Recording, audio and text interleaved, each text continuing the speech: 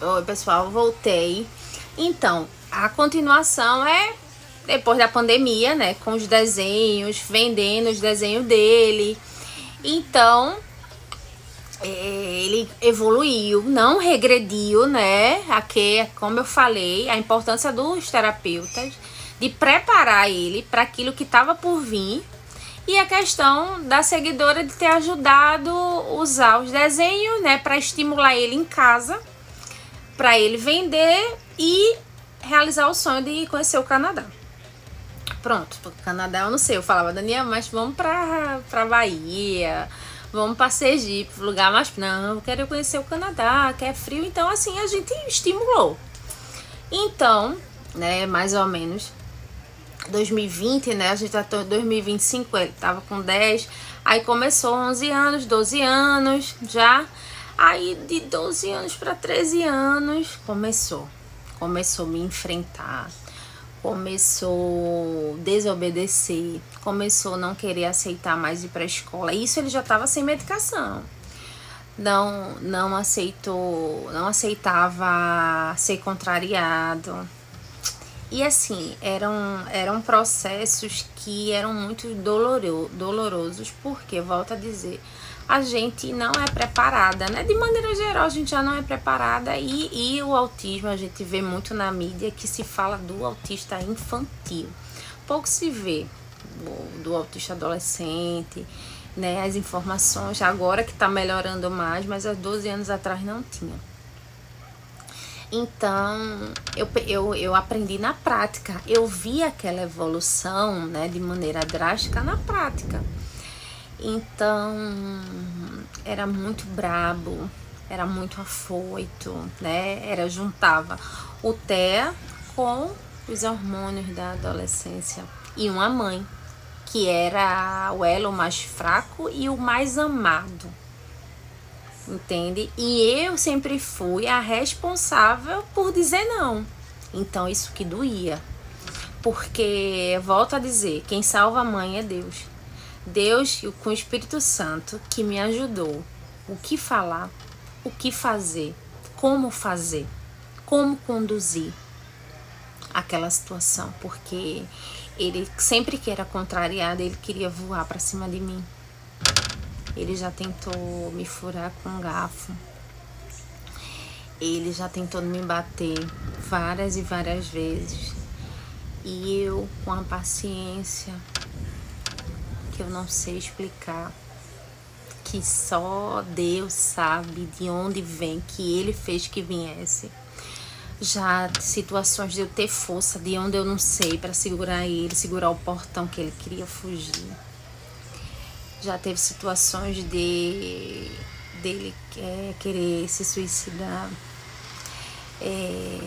situações dele estar com muita fobia, de não querer sair de casa, de não querer, de dizer que o tempo tá sem nuvem, não quer sair de casa, e ele ficar com o coração acelerado, com a síndrome do pânico, com a mão suando.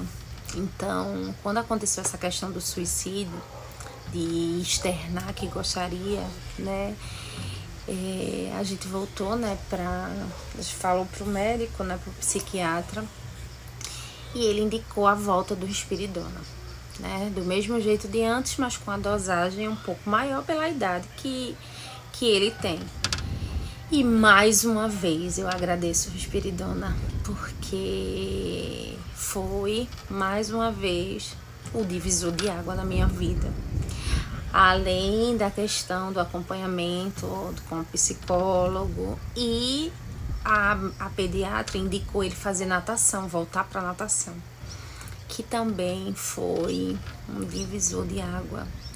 E o fato de eu continuar explicando que é preciso, que às vezes mesmo a gente amando, mas o ato de educar precisa, às vezes a gente precisa dizer não, nem sempre a gente vai conseguir. Eu falava a realidade da vida para ele, o que espera para ele lá fora, entende? Por mais bobinho que ele seja, por conta que a idade mental dele não acompanhou a idade que ele tem, a cronológica, mas eu preciso dizer a realidade da vida para ele, né? Eu não sei qual vai ser o dia de amanhã.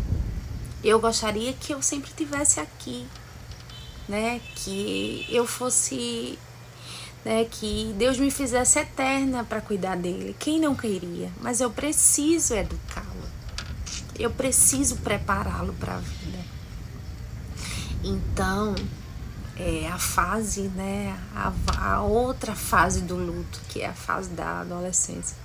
Eu acho, né, eu até falei pro médico que essa parte da transição da adolescência é a rigidez cognitiva de ter que mudar com tudo. De repente, muda o corpo, muda os hormônios, muda a aparência. Quantas vezes ele falou pra mim que não se reconhecia? Quantas vezes ele chorou depois de uma crise, depois de uma briga comigo, de dizendo: mãe, me perdoa que eu não sei o que está acontecendo comigo, me ajuda. Então, assim, é justamente essa transição, essa mudança repentina que não tem um aviso prévio, que eu fui preparando ele do máximo que eu podia, que dizia que eram os hormônios, que é a idade, que é a adolescência. E ele fala que fase difícil, né, mãe, é ser adolescente. Então, assim, eu espero que vocês tenham gostado, né, de toda a nossa história. E hoje ele com 15 anos, né, tá no 7º ano que ele reprovou. E ele é um menino amável, educado. A gente percebe que agora deu uma parada nessa... Ele tá mais respeitoso, ele aceita mais tudo que tá acontecendo. Ele não me desobedece mais, né? E é isso. Eu tô aqui para ajudar, né, no que for preciso. Você que está começando agora essa batalha, que não é, a gente não pode romantizar. Que se eu pudesse escolher, eu não queria estar vivendo, ter vivido, né, e ainda viver, porque depois vem a fase do adulto, né? Outros desafios. E eu tô me preparando para isso, dia após dia, cuidando de mim, que é importante. Um beijo. Depois eu trago mais vídeos, mais relatos. Deixem aqui, contem a sua história, o que vocês querem saber. E eu tô aqui para ajudar. Podem contar comigo. Um abraço.